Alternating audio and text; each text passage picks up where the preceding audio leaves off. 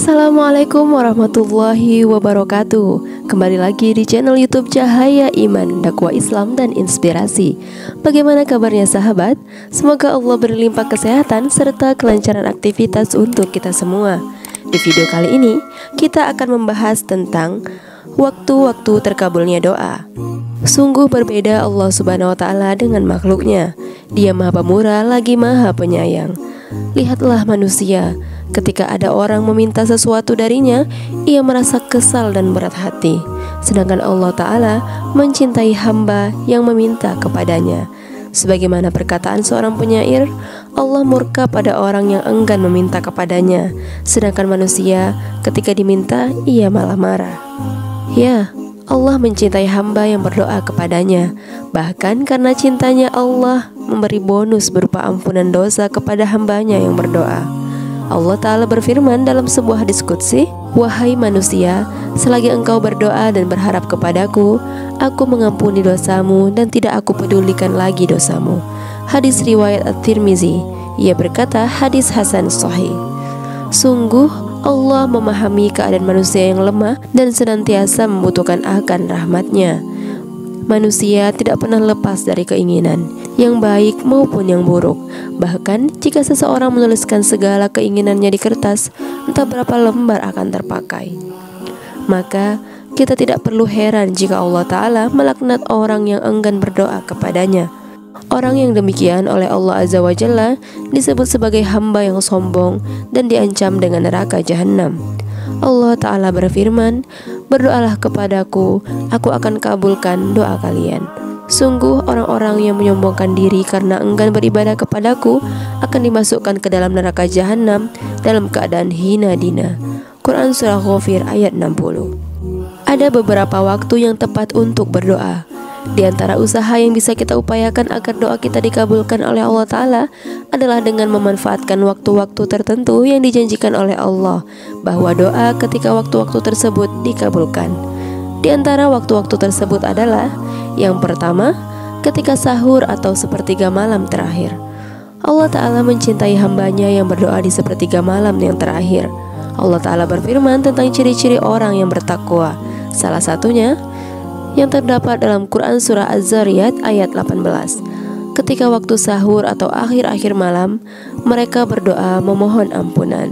Sepertiga malam yang paling akhir adalah waktu yang penuh berkah, sebab pada saat itu Rabb kita Subhanahu wa Ta'ala turun ke langit dunia dan mengabulkan setiap doa hambanya yang berdoa ketika itu. Sepertiga malam yang akhir adalah waktu yang dianjurkan untuk memperbanyak berdoa.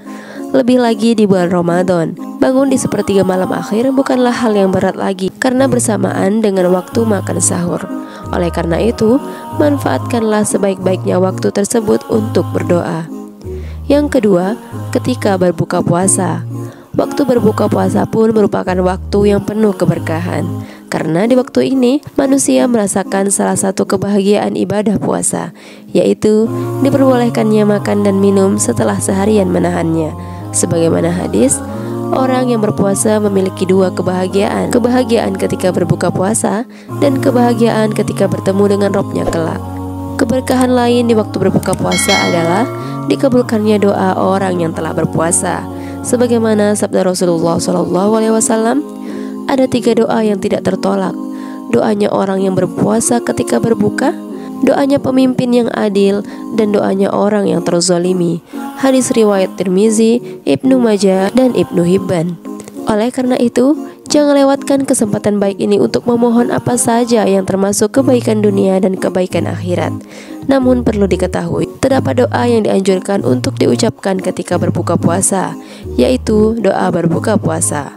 Sebagaimana dalam hadis, biasanya Rasulullah SAW ketika berbuka puasa membaca doa, "Zahabal zama'u wa batalatil uruku wa thabatal ajru insyaallah." Rasa haus telah hilang, kerongkongan telah basah, semoga pahala didapatkan insyaallah. Hadis riwayat Abu Daud At-Taruqutni. Yang ketiga, ketika malam Lailatul Qadar. Malam Lailatul Qadar adalah malam diturunkannya Al-Quran. Malam ini lebih utama dari 1000 bulan.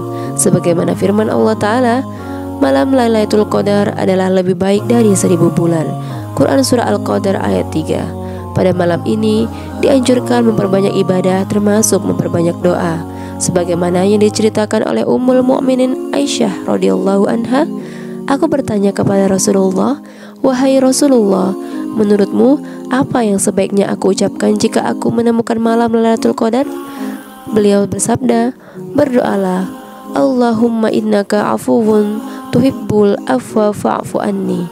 Ya Allah, sesungguhnya Engkau Maha Pengampun dan menyukai sifat pemaaf, maka ampunilah aku. Pada hadis ini, Ummul Mukminin Aisyah radhiyallahu anha meminta diajarkan ucapan yang sebaiknya diamalkan ketika malam Lailatul Qadar. Namun ternyata Rasulullah SAW mengajarkan lafaz doa. Ini menunjukkan bahwa pada malam Lailatul Qadar dianjurkan memperbanyak doa, terutama dengan lafaz yang diajarkan tersebut. Yang keempat, ketika azan berkumandang.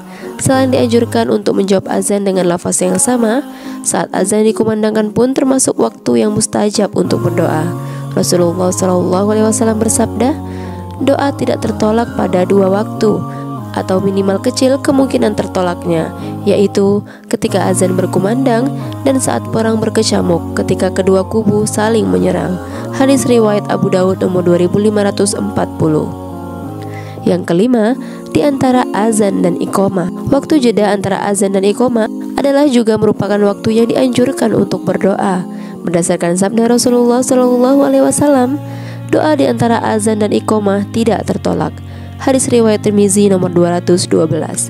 Dengan demikian, jelaslah bahwa amalan yang dianjurkan antara azan dan iqamah adalah berdoa, bukan sholawatan atau membaca murotal dengan suara keras, misalnya dengan menggunakan mikrofon. Selain tidak pernah dicontohkan oleh Rasulullah SAW, amalan-amalan tersebut dapat mengganggu orang yang berzikir atau sedang sholat sunnah. Padahal Rasulullah SAW bersabda, "Ketahuilah, kalian semua sedang bermunajat kepada Allah, maka janganlah saling mengganggu satu sama lain. Janganlah kalian mengeraskan suara dalam membaca Al-Quran," atau beliau berkata dalam sholat. Hadis riwayat Abu Daud nomor 1332 dan Ahmad nomor 430. Selain itu, orang yang sholawatan atau membaca Al-Quran dengan suara keras di waktu jeda ini telah meninggalkan amalan yang dianjurkan oleh Rasulullah SAW, yaitu berdoa. Padahal ini adalah kesempatan yang bagus untuk memohon kepada Allah segala sesuatu yang ia inginkan. Sungguh merugi jika ia melewatkannya. Yang keenam, ketika sedang sujud dalam sholat. Rasulullah SAW bersabda, "Seorang hamba berada paling dekat dengan Rabb-nya ialah ketika ia sedang bersujud, maka perbanyaklah berdoa ketika itu." Hadis riwayat Muslim nomor 482. Yang ketujuh, ketika sebelum salam pada sholat wajib. Rasulullah SAW bersabda, "Ada yang bertanya, 'Wahai Rasulullah, kapan doa kita didengar oleh Allah?' Beliau bersabda, di akhir malam dan di akhir sholat wajib." Hadis riwayat Tirmizi nomor 3499. Yang kedelapan, di hari Jumat. Rasulullah SAW bersabda. Rasulullah SAW menyebutkan tentang hari Jumat. Kemudian beliau bersabda, "Di dalamnya terdapat waktu. Jika seorang muslim berdoa ketika itu, pasti diberikan apa yang ia minta." Lalu beliau mengisyaratkan dengan tangannya tentang sebentarnya waktu tersebut. Hadis riwayat Bukhari nomor 935 dan Muslim nomor 852. Yang kesembilan, ketika turun hujan. Hujan adalah nikmat Allah Ta'ala. Oleh karena itu, tidak boleh mencelanya. Sebagian orang merasa jengkel dengan turunnya hujan, padahal yang menurunkan hujan tidak lain adalah Allah Ta'ala. Oleh karena itu, daripada tenggelam dalam rasa jengkel, lebih baik memanfaatkan waktu hujan untuk berdoa memohon apa yang diinginkan kepada Allah Ta'ala. Doa tidak tertolak pada dua waktu, yaitu ketika azan berkumandang dan ketika hujan turun. Hadis riwayat Al-Hakim nomor 2534. Yang ke-10, hari Rabu antara zuhur dan asar. Sunnah ini belum diketahui oleh kebanyakan kaum muslimin, yaitu dikabulkannya doa di antara sholat zuhur dan asar di hari Rabu. Karena diceritakan oleh Jabir bin Abdullah radhiyallahu anhu, Nabi SAW berdoa di Masjid Al-Fath 3 kali, yaitu hari Senin, Selasa, dan Rabu. Pada hari Rabulah doanya dikabulkan, yaitu di antara dua sholat. Ini diketahui dari kegembiraan di wajah beliau. Berkata Jabir, Tidaklah suatu perkara penting yang berat pada saya kecuali saya memilih waktu ini untuk berdoa dan saya mendapati dikabulkannya doa saya. Dalam riwayat lain, pada hari Rabu lah doanya dikabulkan, yaitu di antara sholat zuhur dan asar. Hadis riwayat Ahmad nomor 14.603. Yang ke-11, ketika hari Arafah. Hari Arafah adalah ketika para jemaah haji melakukan wukuf di Arafah, yaitu tanggal 9 Zulhijjah. Pada hari tersebut dianjurkan memperbanyak doa, baik bagi jemaah haji maupun bagi seluruh kaum muslimin yang tidak sedang menunaikan ibadah haji. Sebab Rasulullah SAW bersabda, doa yang terbaik adalah doa ketika Arafah. Hadis riwayat At-Tirmizi nomor 3585. Yang ke-12, ketika perang berkecamuk. Salah satu keutamaan pergi ke medan perang dalam rangka berjihad di jalan Allah adalah doa dari orang yang berperang di jalan Allah ketika perang sedang berkecamuk diijabah oleh Allah Ta'ala. Dalilnya adalah hadis yang sudah disebutkan tadi.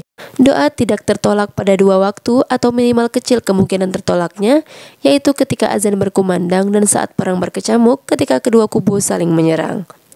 Yang ke-13, ketika meminum air Zam-Zam. Rasulullah SAW bersabda, khasiat air Zam-Zam itu sesuai niat peminumnya. Hadis riwayat Ibnu Majah nomor 1018. Demikian uraian mengenai waktu-waktu yang paling dianjurkan untuk berdoa. Mudah-mudahan Allah Ta'ala mengabulkan doa-doa kita dan menerima amal ibadah kita. Semoga bermanfaat. Wassalamualaikum warahmatullahi wabarakatuh.